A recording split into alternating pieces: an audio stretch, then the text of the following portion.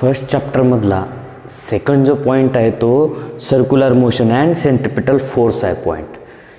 Circular motion कशाला म्हणायचं आणि सेंट्रिपिटल फोर्स कशाला म्हणायचं हे वन बाय वन पाहूयात. पहिल्यांदा पाहूयात सर्क्युलर मोशन. एक मला सांगा, सर्क्युलर मोशन म्हणजे काय?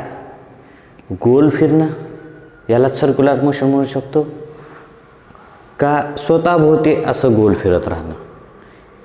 म्हणजे एखादी कॉईन आहे, जर ते फिरवलं आपण तर ते रोटेट करते स्वतःभोवती, म्हणजे गोल फिरत राहते, त्याला पण सर्क्युलर मोशन म्हणू शकतो. किंवा एखादी वस्तू सर्क्युलर मोशनमध्ये म्हणजे त्या सर्कम्फरन्स ऑफ अ सर्कल हे मुवमेंट होत राहते त्याची. हे वस्तू आहे, त्या वस्तूची मुवमेंट जी आहे हे अशी सर्क्युलर आहे, त्या मुवमेंटला आपण सर्क्युलर मोशन म्हणू शकतो. म्हणजेच दोन प्रकारे याची व्याख्या तयार होते. पहिली म्हणजे movement of circle along the circumference of a circle. Circumference म्हणजे हे असं कडनं जाणं. Movement of object along a circumference of a circle or rotating along itself किंवा rotating along a circular path. एका सर्क्युलर पाथमध्ये ते रोटेट होत राहते. म्हणजे चेअरचं गोल फिरणं, कंटिन्युअसली गोल फिरू शकते, म्हणजे rotating along a circular path. Circular पाथमध्येच रोटेट होत राहते, याला म्हणायचं सर्क्युलर मोशन. आता यानंतरचा दुसरा पॉईंट आहे सेंट्रिपिटल फोर्स. त्या अगोदर एक प्रश्न विचारतो मी. जर एखादी वस्तू सर्क्युलर मोशनमध्ये फिरत असेल तर त्याला फोर्स असतो का? फोर्स असतो का? फोर्सच्या ऐवजी आता जर पाहिलं आपण तर त्याचं उत्तर आहे फोर्स हा असतोच. कशामुळं असतो ते पाहूयात आपण. ही वस्तू आहे, हे जर सर्क्युलर मोशनमध्ये फिरवायची असल्यास त्याला ॲक्सेलरेशन असणारच. आता पहिल्यांदा पाहूयात ॲक्सेलरेशन म्हणजे काय. रेट चेंज ऑफ वेलॉसिटी म्हणजे वेगामध्ये होणारा बदल, वेलॉसिटीमध्ये होणारा चेंज. म्हणजे हे जर फिरवायचं असेल तर ह्याला वेलॉसिटी मस्त आहे.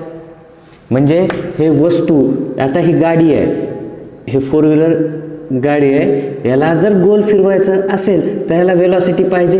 आणि हे रेट चेंज ऑफ वेलॉसिटी म्हणजेच काय येईल? ॲक्सेलरेशन. आणि ॲक्सेलरेशन आहे म्हणल्यानंतर तिथं फोर्स हा असतोच. आणि त्याचा जो फोर्स आहे डायरेक्टेड टुवर्ड्स द सेंटर असतो. म्हणजेच काय, आपल्याला एक सूत्र झालेलं असेल 8वी 9वीला, F=ma. आता ए आहे आणि मास म्हणजे त्या गाडीचं मास आहे, वस्तुमान आहे, आणि हे ॲक्सेलरेशन आहे, आणि त्यामुळं त्याला फोर्स हा असतोच. म्हणजे एखाद्या वेळेस वस्तू जर स्ट्रेट लाईनमध्ये असेल, आता एखादी असेल तर हीच वस्तू एखादी स्ट्रेट लाईनमध्ये असेल तर त्याला फोर्स असू शकतोच असं नाही, फोर्सही नसू शकतो त्याला, कारण वस्तू असं स्टेबल राहणार आहे. स्टेबल आहे ह्याचा अर्थ ए 0 झालं, एची किंमत जर 0 झाली म्हणजे ही वस्तू, हे फोर व्हीलर आहे, इथंच थांबलेली आहे. जर इथंच थांबलेली आहे ह्याचा अर्थ एची किंमत किती झाली? 0 झाली. म्हणजे इथं फोर्स 0. म्हणजे मला हे सांगायचं आहे, ज्या वेळेस वस्तू स्ट्रेट लाईनमध्ये असते त्यावेळेस त्याची एफची व्हॅल्यू 0 असू शकते. परंतु वस्तू जर सर्क्युलर मोशनमध्ये फिरत असेल, सर्क्युलर मोशनमध्ये मूवमेंट करत असेल तर त्याला हा फोर्स हा असतोच. फोर्स हा असतोच. म्हणजेच काय, तर हे जे काही फोर्स असतो त्याची जी डायरेक्शन आहे त्याची डायरेक्शन कुठं असते? सेंटरकडेच असते. आता एक मुलगा आहे, आता तुमच्या पुस्तकामध्ये दिलेला आहे, तो एक असा ह्याला दगड समजूयात, हे दगड फिरवत आहे, फिरवत असताना तो सर्क्युलर मोशनमध्ये फिरतो. म्हणजे त्याची जी फोर्सची जी डायरेक्शन आहे ते कुठं आहे? सेंटरकडे आहे. ती सेंटरकडे कशी आहे? त्या फोर्सला म्हणायचं आपण टेन्शन फोर्स म्हणायचं. कारण ही दोरी स्ट्रेट लाईनमध्ये टाईट आहे, जोपर्यंत फिरत आहे बरोबर. जर ती दोरी ढिली केली किंवा ती दोरीशी थोडीशी लूज केल्यानंतर हे सर्क्युलर पाथमध्ये फिरेल का? दगड हा सर्क्युलर पाथमध्ये फिरणार नाही. जोपर्यंत त्याला टेन्शन फोर्स आहे, म्हणजे स्ट्रेट लाईनमध्ये जो सेंटरकडे फोर्स आहे तोपर्यंत, म्हणजे आपल्या हातातून हे गोल फिरवण्यासाठी जो काही फोर्स आहे, जो एकदम स्ट्रेट लाईनमध्ये जोपर्यंत सेंटरकडे अट्रॅक्ट आहे तोपर्यंत ती वस्तू गोलाकार फिरते. समजा हे फोर्स तुटला, म्हणजे मधली दोरी हे तुटली, म्हणजे फोर्स नाही राहिला, तर त्याची वस्तू कुठंतरी बाहेर पडणार आहे.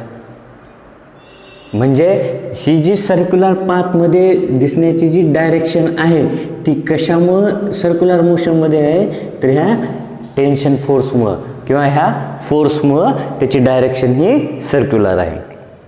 तर डेफिनेशन पाहूयात एकदा. The force act on an object moving along a circle. इथं स्पष्टपणे म्हणलेलं आहे, force act on object moving along a circle. एखादा ऑब्जेक्ट मुवमेंट करायला आहे, त्याच्यावर जे काही फोर्स ॲक्ट होणार आहे आणि and it's directed towards the centre, आणि त्याची डायरेक्शन कुठं आहे, सेंटरकडे आहे. म्हणजे त्यांनी डेफिनेशनमध्ये सांगितलं द फोर्स, हे फोर्स ॲक्ट व्हायला आहे कुठं, object on moving along circle.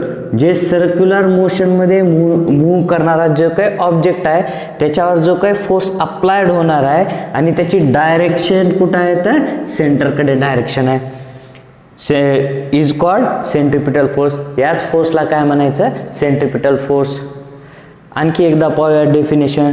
The force act on an object moving along a circle and it's directed towards the center of circle is called centripetal force.